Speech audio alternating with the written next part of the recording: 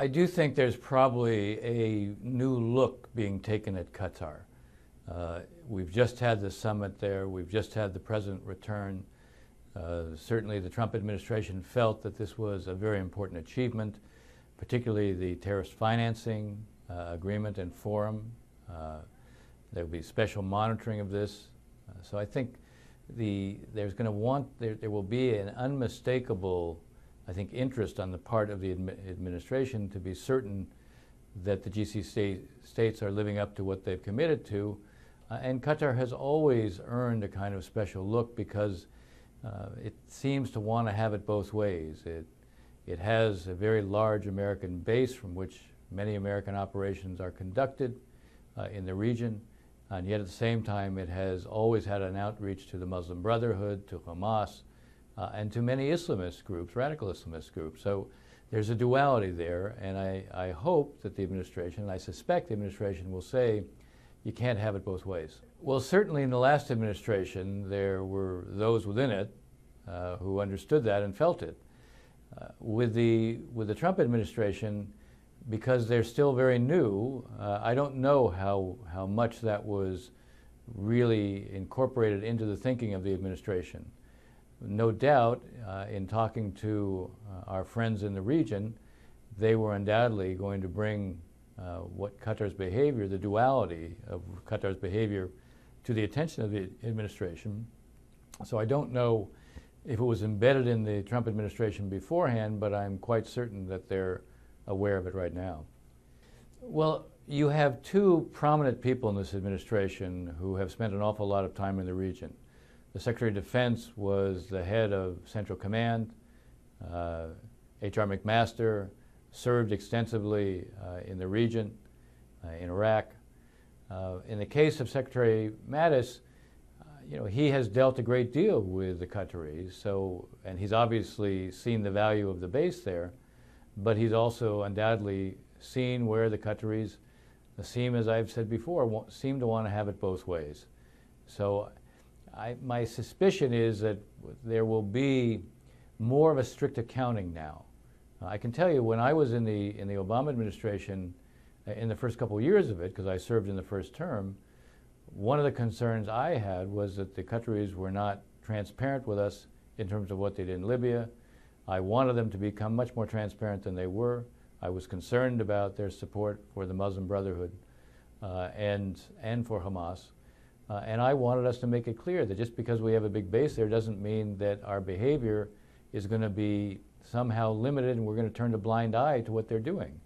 I think I wouldn't be surprised at all if there's some discussion internally in the Trump administration to make it clear to Qatar that if need be, we're prepared even to move the base. The fact is that's not going to prevent us from responding to what we see are behaviors that threaten the very interests that the summit was designed to promote. Well, there's no doubt that the issue of counterterror is probably one of his most important priorities. And when you look at his priorities and what might be described as signature issues for him, anyone who looks to be not contributing to countering terror, or to put it differently, somehow in their own way supporting those groups that actually promote it, I suspect there'll be a reaction. I'd be very surprised if the Trump administration felt that Qatar was behaving in a way that actually promoted terror as opposed to undercutting it, if there wouldn't be a consequence. My guess is they will deal directly with Qatar and give Qatar a chance to correct its approach and to realize you really can't have it both ways. You can't, on the one hand, be fighting terror and trying to choke off the monies for it, and at the same time be promoting those very groups that contribute to it. So something I think we'll have to give, and I hope that the Trump administration will be very clear with the Qataris and that the Qataris will make a choice.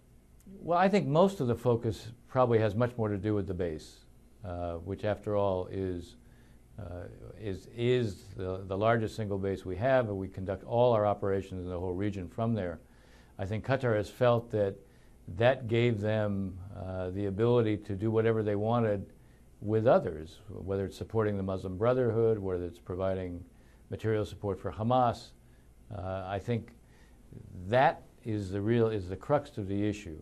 I'm not sure that the military deals per se are what are going to be the main focus of the administration. I suspect, can we continue to operate from a base there, which is clearly important to us, but we might well have alternatives if we feel that the only way to get Qatar to stop supporting those who actually threaten our collective interests is for them to understand that if they don't, we might well move the base.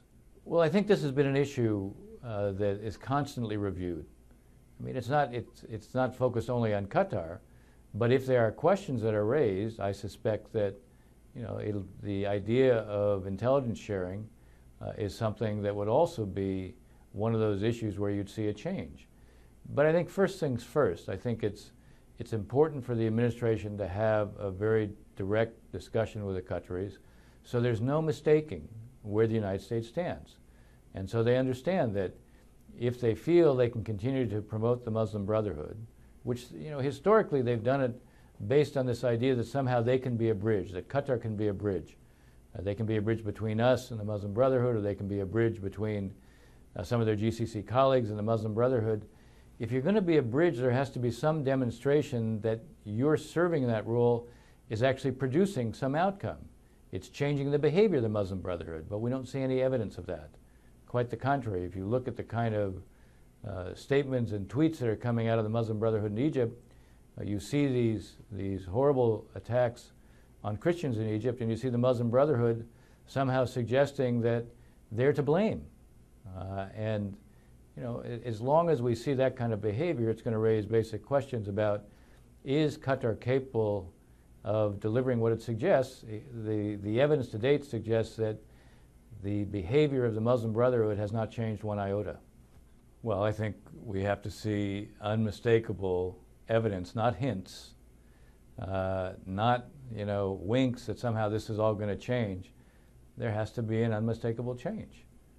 There has to be, Doha cannot be kind of the place where the Muslim Brotherhood knows they can always count on financial support, and they can always count on that being a place where they can go and have a kind of sanctuary.